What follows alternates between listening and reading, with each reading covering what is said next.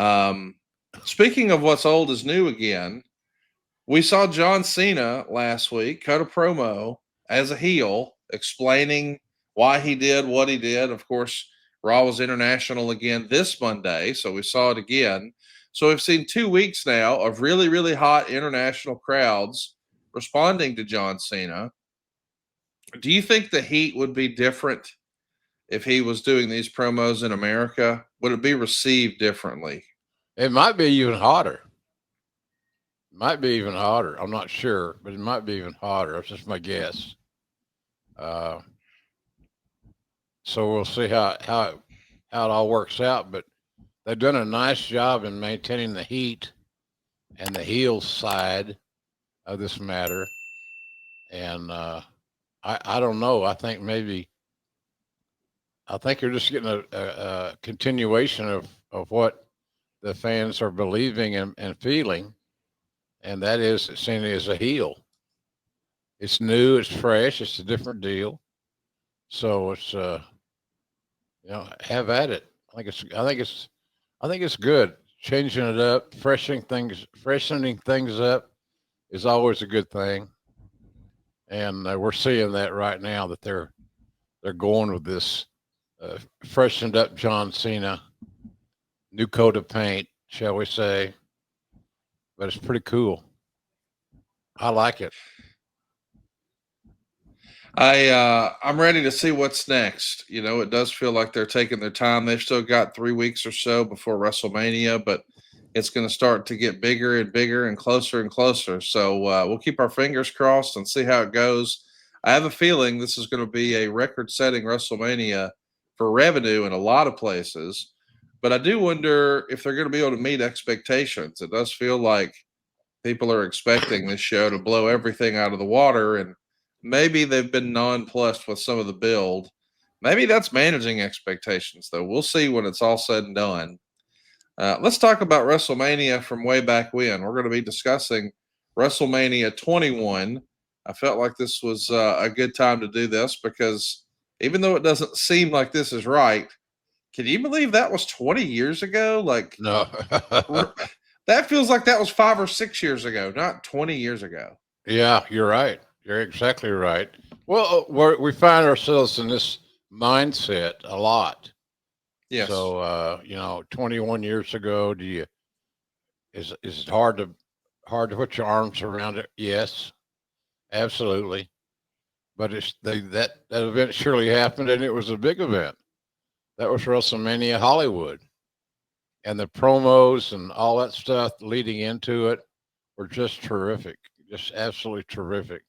You know, using the Hollywood theme was very very bright, smart marketing, and I can remember those promos that we did very vividly, and they were well done, really well done. We should mention some news around this time that everybody will at least recall is at the Royal Rumble. That's where Vince McMahon tore not one, but both of his quads. And to tell you just how serious that is, there's a report in The Observer that says to show how really out of commission Vince is, he's confined to a wheelchair at home. So when Doug Herzog, the head of Spike TV, recently came to the offices to try to negotiate a new deal, Vince wasn't even there. The negotiation still happened in Vince's office, but Doug found himself meeting with Linda and Shane because Vince was at home in a wheelchair. Vince had to hate this, did he not? Oh yeah, he didn't want anybody to see him. The first night that he popped those two quads, he shut everything down. He didn't want anybody to see him in that state. That's just ego. But hey, that's just Vince. There's also a report at the time that says that Kevin Nash, who had been on the injured reserve a bit in his most recent WWE run, he was making big money during that time. And maybe the company had an idea for him in 2005 to return as Triple H's bodyguard for the feud with Batista.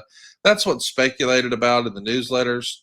but it's written that Nash turned it down because he didn't want the schedule. And it was almost hinted that it wasn't at the same level of money that it was the last time. Do you remember this ever even being offered, or is this just dirt sheet rumor and innuendo? I think it's more rumor and innuendo than anything else. I might be wrong on that, but it seems like it's a little bit more dirt than fact. Quite frankly, I don't remember specifically it being an issue. We got to mention some other news and notes. Stevie Richards winds up having facial and nasal surgery on March 1st. I guess about 10 days prior to that, he had a match on Monday Night Raw with Chris Masters, and he winds up suffering both a broken nose and a cracked orbital socket around his left eye. He's supposed to be out like 2 or 3 months. I mean, the nose has been splattered here to the left. His eye looks like hell. And this is a tough deal. You know, is there any heat on the talent when something like this happens, or is it just expected that, you know, this is going to happen in pro wrestling? I think the latter. It's just going to happen in pro wrestling. It's unfortunate because Stevie's such a nice guy, a smart guy, but I doubt very seriously if any animosity was held toward Chris Masters. Maybe it was just clumsy, awkward. Who knows? But the heat thing is more is made out of it than actually exists, Connie. I mean, I get that, but I think this was actually Chris Masters' debut. When a guy debuts and injures someone, does that go to quickly earn him a quote unquote reputation in the backstage area, do you think? Yeah, kind of. But again, it's not malicious. Right. It's accidental. And so that's kind of where I see that deal. As far as me and my role, I didn't hold it against the kid. Just it happens. It's just part of the game. And two guys just competing and performing, and all of a sudden, boom! Here's what happens. So not a big deal.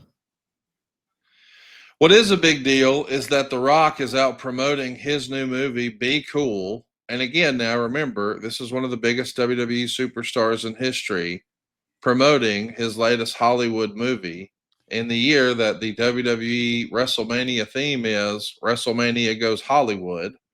So naturally, he's going to be questioned about the reports that his contract with WWE has come to an end. And Gary Davis, a company spokesperson for the WWE, says that this was an administrative oversight. And Dave would say, saying that makes the company look so Mickey Mouse. So I want to ask you about this because when Rock's contract expired at the end of 2004, without talking to anyone in the company or anyone saying a word to him about it, Johnny Ace had actually been the head of talent relations for over 6 months at that point. Does that fall on him, or is a decision like this intentional through Vince McMahon? What did you make of The Rock's contract not being renewed at the end of 2004? Well, Johnny Ace had to be involved in his role as head of talent relations. Pardon me, he had to be involved. But The Rock's involvement goes beyond talent relations. So I don't know how I'm straddling the fence here, but Johnny Ace has got to be involved to some degree, and certainly, and then the next level up, the Vince McMahons of the world would be your next step. And is Rock going to do anything to support this WrestleMania based on the theme of the event being a Hollywood theme? So that's kind of where I see it.